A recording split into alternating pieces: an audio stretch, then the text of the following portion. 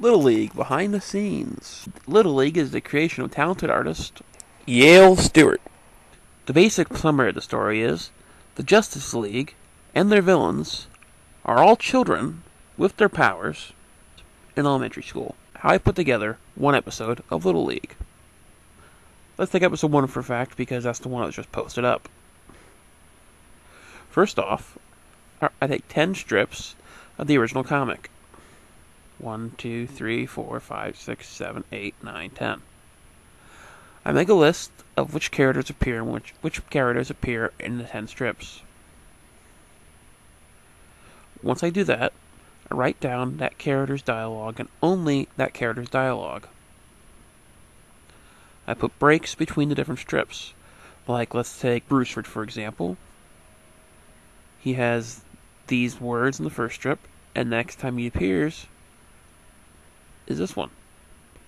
That allows me to breathe and catch my breath, because as you can see in a couple seconds when I show you behind the scenes recordings that didn't make it into the final cut, you can see me messing up, going coughing, hacking, and that kind of stuff. Why I decided to make it a motion comic instead of just a comic where the things popped up and you can read this plainly? Because there's no real point to have the words there before I read, because if people are speed reading, then they're just sitting there and waiting and waiting and waiting. They could go to the actual comic if they want to read. If they want to hear it, they come to the motion comic.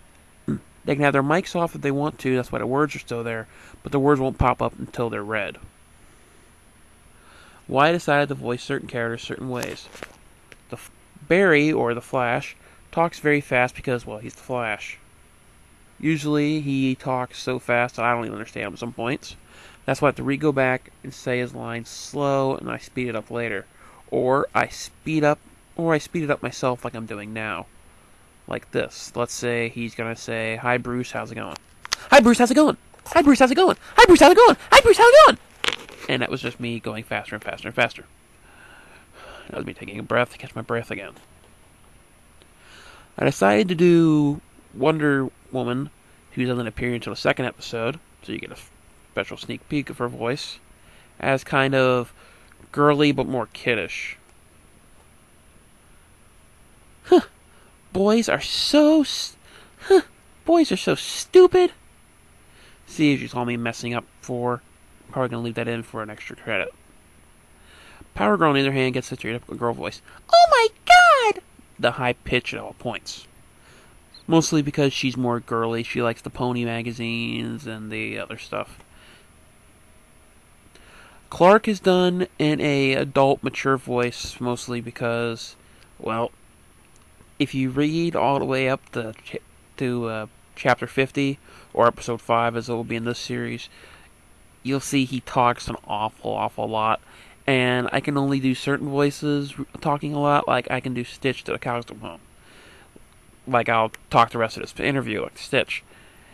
And I can keep going and going and going, but in a different voice I haven't practiced a lot, I can't talk that very long. Like, in this voice I can talk for a really, really long time and keep going and going and going. I can read the entire dictionary probably in this voice. Like I can even do it with a voice like, let's say, I can even do Dr. Claw for a long, long time, but it starts to hurt. Like it just did. So, yeah, Clark gets an adult voice. Mr. Schwartz, the teacher, I decided to give an announcer's type voice, like, "Morning, class!" It's a little more smiling in your face, and you threw your voice down. Doesn't really sound that different, but it is different. "Morning, class!" Morning, class. See? When you put them side to side, you can see the difference. With Bruce, I decided to do a more kiddish. "What? Come on! Oh my god!" Hal is also a kid voice because they're both two mortal humans. Hal kind of sounds like Bruce if I do my voices right, but it's not really supposed to be. It's just how my voice goes. When it comes to John, The reason why his voice is deep is because in the cartoons he has a deep voice, and I figured Martians have the same voice when they're kids. I never really heard them as I never really heard him as a child, and to make him sound like a human boy, would be completely different because he's a Martian. When other characters come along, I'll do more behind the scenes, like when the villains actually pop up, like Little Red Hood, Little Lex. They're gonna have better voices, better, more interesting voices. Like Lex is probably gonna have a little British accent. The Little Hood, he's going to have more of a Heath Ledger / Mark Hamill, and you'll hear it in his voice. I won't pop it up. Like when he screams, "Hit me," it'll be really dark and disturbing. You'll hear in this soundbite that Alfred was originally going to be more British, or Scottish, or Irish, whatever you want to call it. Please, sir, you'll be late for school. Please, sir, you'll be late for. Please, sir, you'll be late for school. I'm sorry, sir. They were your only clean clothes. The rest were dirtied in the cave. Then I'm afraid no grey ghost tonight. I'm sorry, sir. You look very handsome, Master Bruce. Please try to have a good day. But then I decided to go back and have him be this. Sir, you'll be late for school. I'm sorry, sir. I don't know, I didn't really like the British one very much. I mean, it does sound nice, but you know how it goes. And stay tuned for episode 2. And also follow Little League on Twitter. Here's the link. Not Twitter. Follow Little League on Facebook. Follow them on DeviantArt. I think that's how it's pronounced. I never really said the word out loud. I just say DA. Or a green website with pictures on it. And it's also on Tumblr. I don't actually have a Tumblr, but if you want to have updates about the motion comic, you can go to my Twitter, which is twitter.com/Hadam 10rose, HADAM 1010, and then ROSE.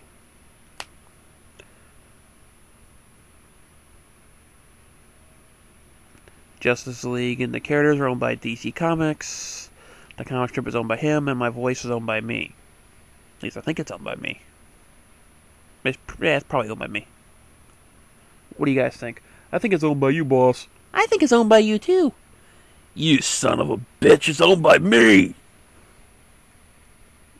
That's just me playing around with my voices, because I'll probably do episode 2 sometime later today. First I gotta type it up, and then I gotta read it, type it up, do the voices, and all other stuff. The way you'll be able to tell how far a comic's gonna be away, far an episode's gonna be away, is more writing. Well, like episode 5 will probably be 2 or 3 weeks away from episode 4, because Clark does all that talking. And it's good.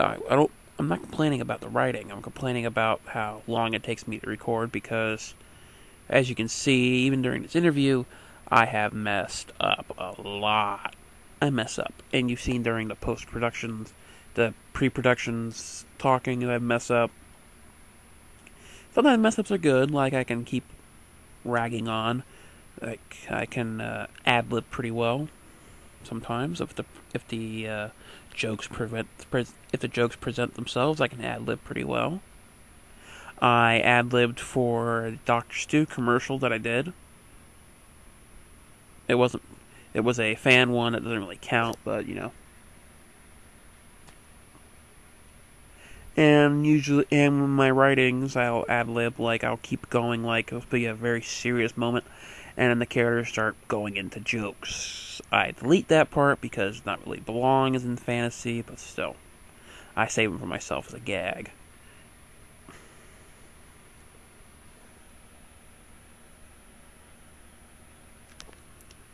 If you'd like to follow me on DA or DeviantArt for DVD covers, posters, wallpapers, stuff like that, I can't really draw on a computer. I can draw by hand, but not very well.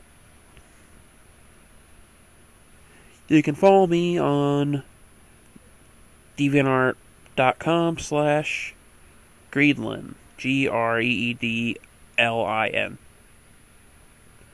And yes, I know it's a stupid Asian cartoon character, but back when I created the account, I liked them, and I'm not really rich, so I can't afford to have a premium account, which can change my name. And I'm too lazy to delete everything, delete the account, and make a new one, just because I hate the cartoon now.